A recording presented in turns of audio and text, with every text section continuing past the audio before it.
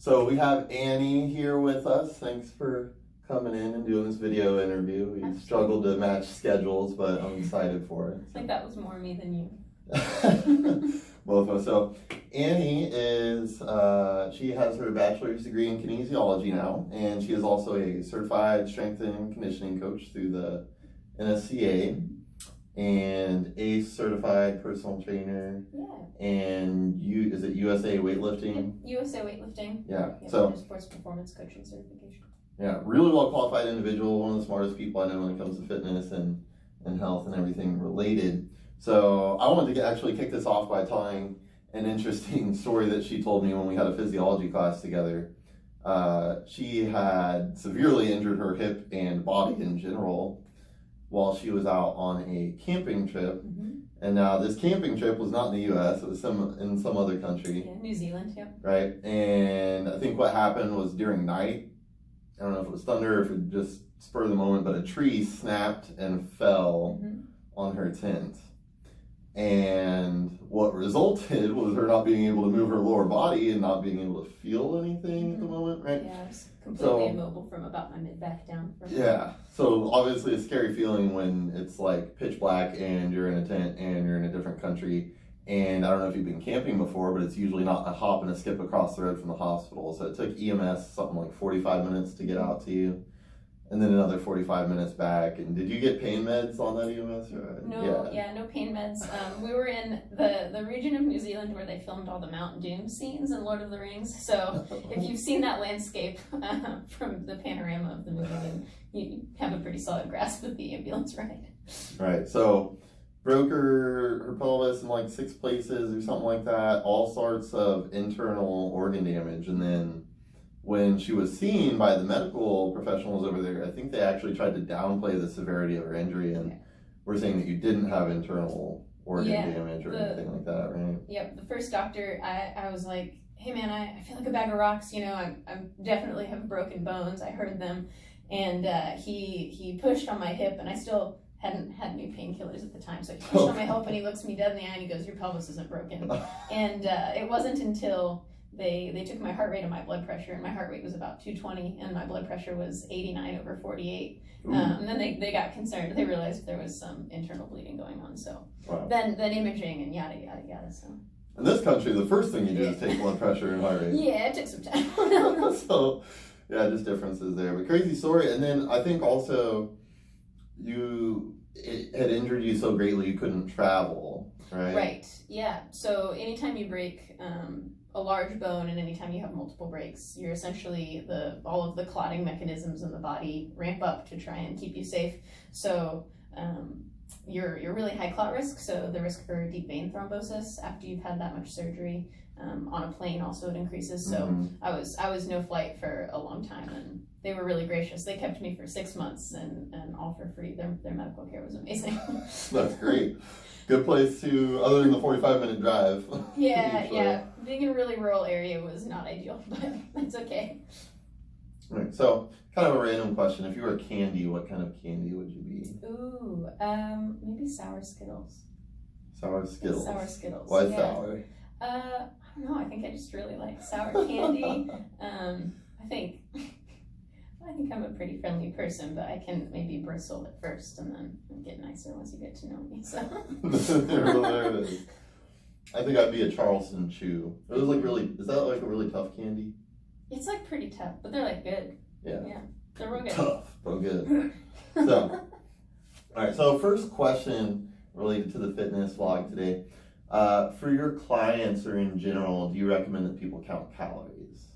You know, I think it depends on the client. So for me, a lot of the times, like if I have somebody that's come in and they've talked about experiencing like an eating disorder in the past, or maybe having psychological, emotional struggles around food, in those circumstances, I usually really discourage counting calories, only because it can, bring back kind of trauma with some of those emotional experiences. But in general, I think for most fitness clients, I think it's really easy for us to not really have any idea how much we're eating. It's easy to be like, oh, well, I had this and this and this, and to kind of forget things or leave things out, or especially with eating out. I worked in restaurants for a long time.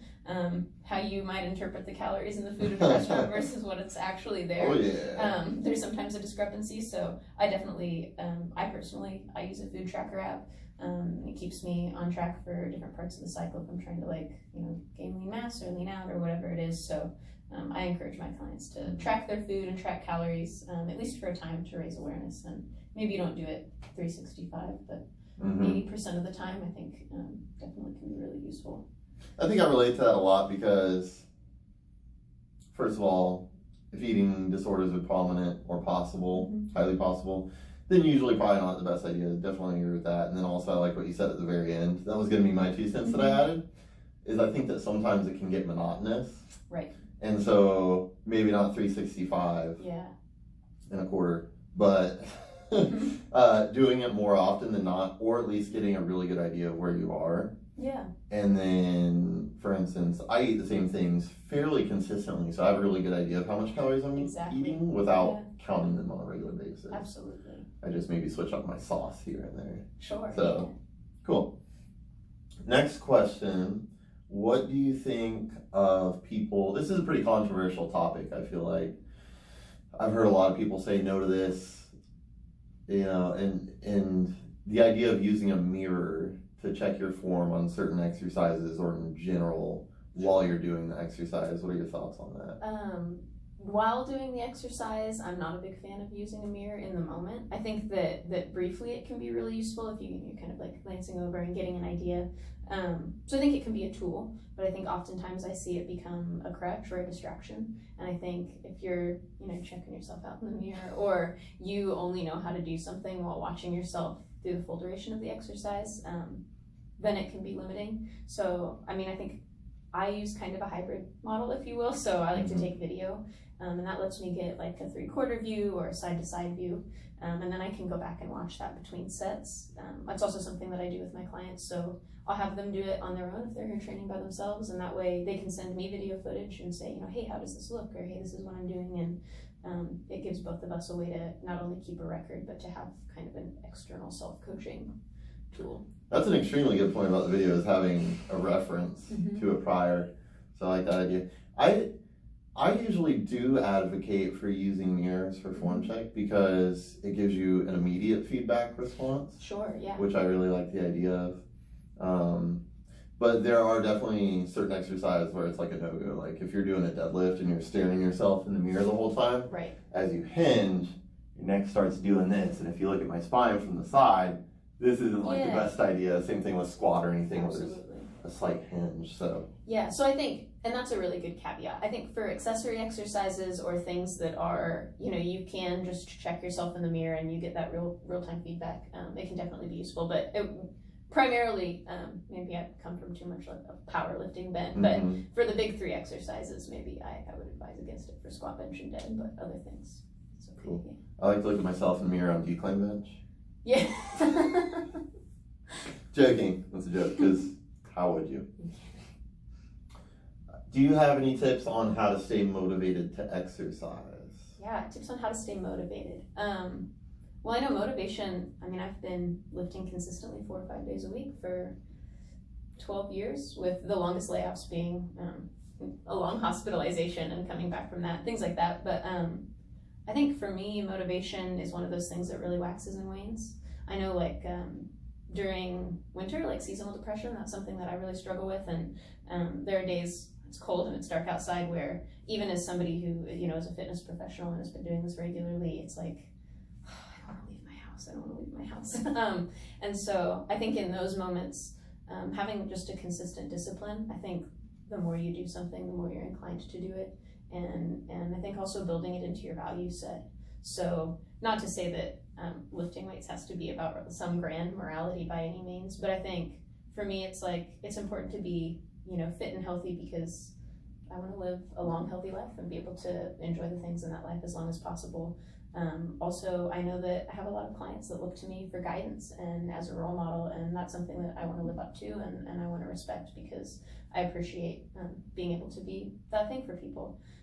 I think also in terms of just like a habitual self-care routine, especially during times like winter where it is more difficult for me, like emotionally, to feel motivated. When I have in that value set, like I'm somebody who does this and I respect myself for doing this thing, then I'm more inclined to feel motivated to do it, even if I don't feel like, ooh, getting excited, you know. And then there's other times, you know, most of the year I'm super stoked to lift weights, and it's like, oh, today's an off day, man.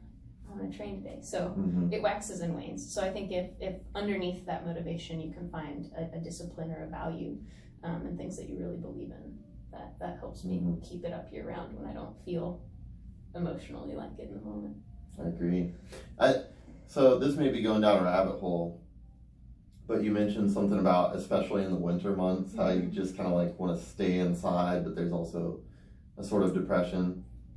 So I guess this is more philosophical than evidence-based, but I think a lot of I think people get stuck in a negative cycle, and maybe this is also introverted versus extroverted personalities, but I think a lot of people get stuck in a negative loop where they're depressed, so they stay inside, and then being inside for some people I think is depressing. Then they make them, And then you get stuck in a cycle where you're more depressed, and now you want to go outside even less. Right. So almost like the gym is, when exhibiting some discipline, is like forcing you to get out and go be out in the environment for at least a little bit of time and get out of your house, which for me really alleviates depression, just getting out and being somewhere outside of my own house. So are you an introvert or an extrovert? I'm extroverted for sure. Yeah. I think, I don't know, personality tests or whatever, but I usually rank as like either like real in between the two or slightly to the introverted side. I'm an introvert that just really likes people. Yeah. So maybe that's the difference. Interesting hybrid. Yeah. Yeah. All right. So another controversial technique topic. How do you feel about knees coming past the toes in an exercise? I think it depends on the client. I think it depends on the exercise. Well, this was a loaded question, so wow. Yeah, sure. Yeah, this is the scientific response. I think it depends. You know, it's like I have clients with knee replacements, and there's, I mean, it's a type of hardware. It's like any other type of hardware. There's recommendations for some and not for others. And so, you know, some of those people, they're like, my surgeon has explicitly told me, you know, knees past the toes, because that joint angle might be exceeding the capacity of the joint replacement.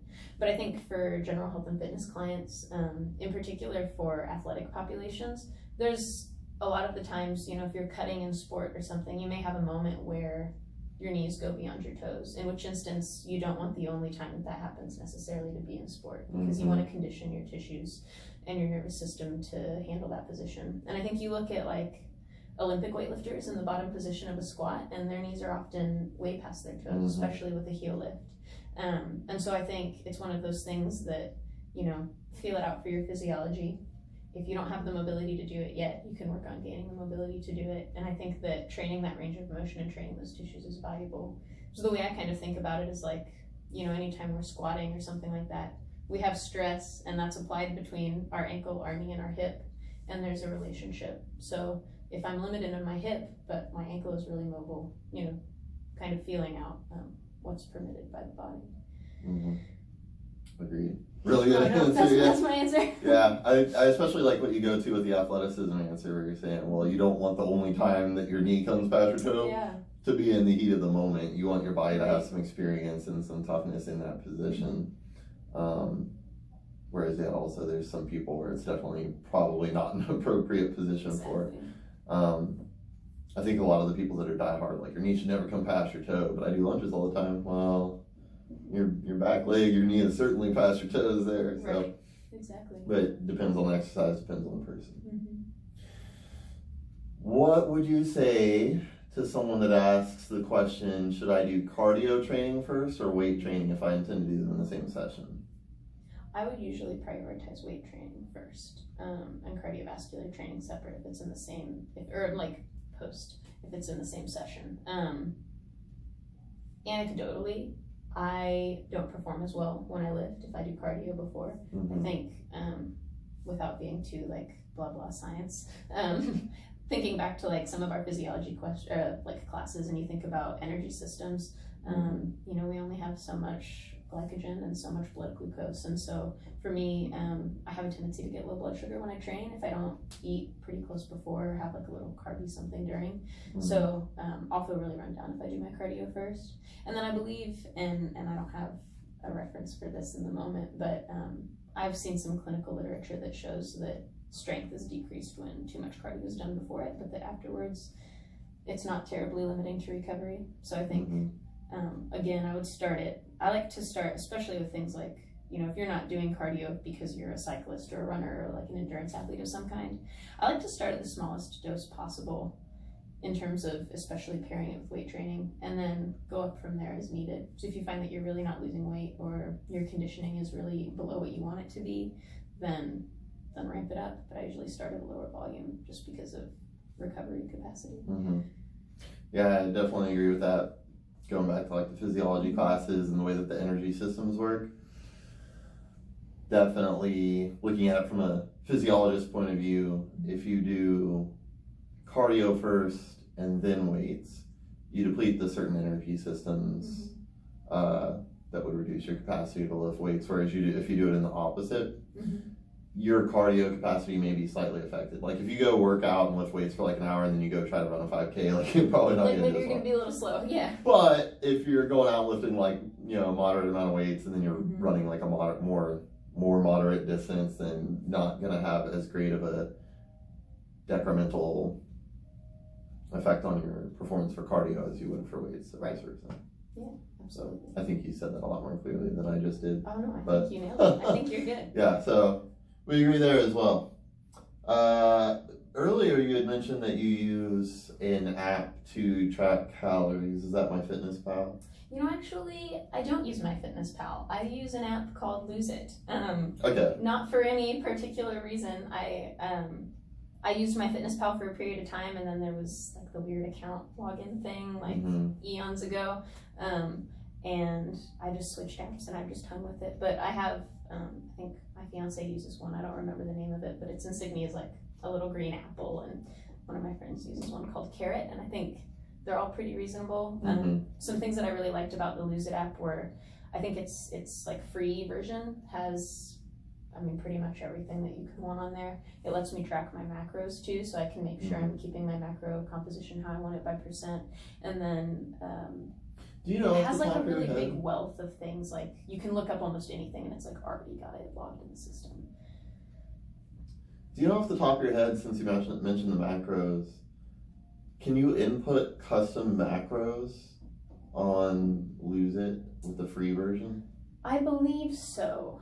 Okay. It has updated a few times and I haven't, because I mean, obviously it's like the goal is not always weight loss, so maybe it's a bit of a misnomer in terms of how the app is titled, but I think you can add in predetermined and you can like plan your day in advance what you're going to eat.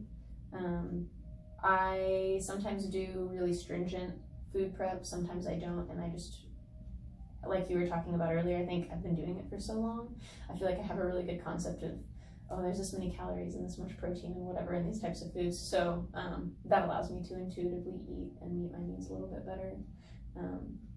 But I think you can pre-enter them. Okay. I'm going to say, I think MyFitnessPal, like you said, it updates often.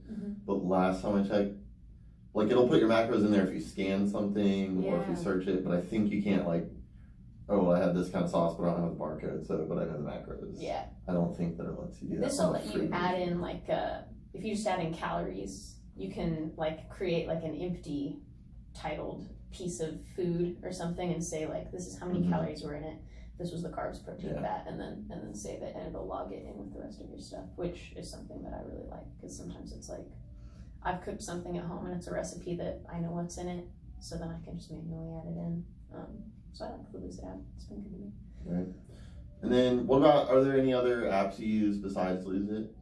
There's a couple apps I use. Well, for tracking client workouts, a lot of the times I'll use Google Sheets or Google Docs. It lets me update in real time what we're doing, so I can, I write all of my client programming in advance, and then I can just pull it up and edit it in the moment. If, you know, say you're sick or you miss a weight or something doesn't go as planned, we can update it via a note in the log.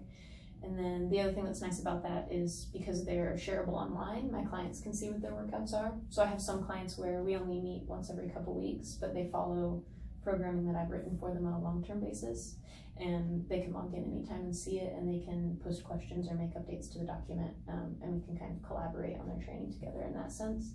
So I really like those really basic apps, and they're nice because you can access them from your phone or your tablet or your computer.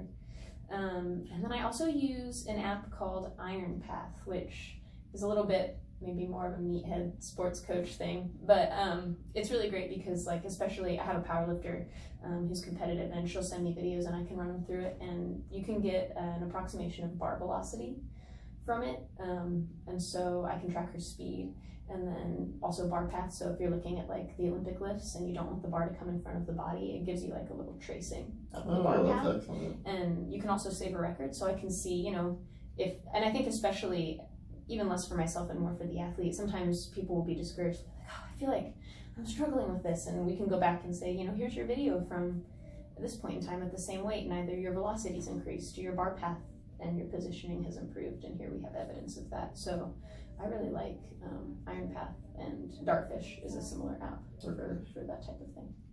Cool. One more question off the top of my head. I forgot to write this down, but I feel like it would be fun to get your opinion. Mm-hmm. What do you think of women on weights? Women on weights, like weightlifting for women, or? Yeah, like they shouldn't do it, right? Oh yeah, right. I think that's a really, really harmful notion, I think. Mm-hmm. And that was something that, you know, when I started lifting weights, I was 12. And I started training at a local gym that's no longer here anymore, but it was called Pro Fitness, and it was this very retro 1980s, like, you watch like Pumping Iron or something like that, and it kind of still had that vibe of this 70s, 80s bodybuilder gym. And I was one of the only women down there. There were some women down there, but I was by far the youngest. And I remember at the time being told, like, you're gonna get big and bulky, like, you know, men don't find that attractive or whatever. And just kind of all of these things that people tell you without you asking their opinion. I think it's the whole unwanted advice is criticism thing. And so just all of this kind of negative talk around weightlifting, and then now 12 years later I kind of shrugged all of it off, and now it's what I do for a career. But also kind of circling back to my accident, my surgeon said if I hadn't done powerlifting in high school I wouldn't be sitting here making this video. So I think that weightlifting is really, really life-giving, and I think that also it's incredibly hard to be big and bulky without using, you know, a pretty substantial amount of pharmaceutical agents, if you will. So I think weightlifting for women is really beneficial, and especially as we age, women are more prone to osteoporosis, postmenopause, things like that. And so I have a lot of older female clients that were never active, that were told, you know, hey, you have osteoporosis. If you don't start exercising, you either could become injured and die young, or your life quality could really suffer. And then they have their DEXA, their bone density scans, once every 2 years. And I've had several female clients come back and say, this is the first time my bone density scan has improved in, you know, X amount of years. So I think weightlifting for everybody is really. Agreed. Cool. So, yeah. Well, thank you for doing this. Yeah, thank you, Annie. Do you have a page to shout out to or anything like that? Yeah, if you would like to learn more about the training that I do, I run kind of all of my stuff through UnbreakableStrengthco.com. You can find me on Instagram as well at Unbreakable Strength Co. And yeah. Cool. Can message me, email me anytime. So. Cool. Well, that's it, you guys. Thanks for watching, and I hope you got something out of all of this. Cool. Thanks, dude. Thank you.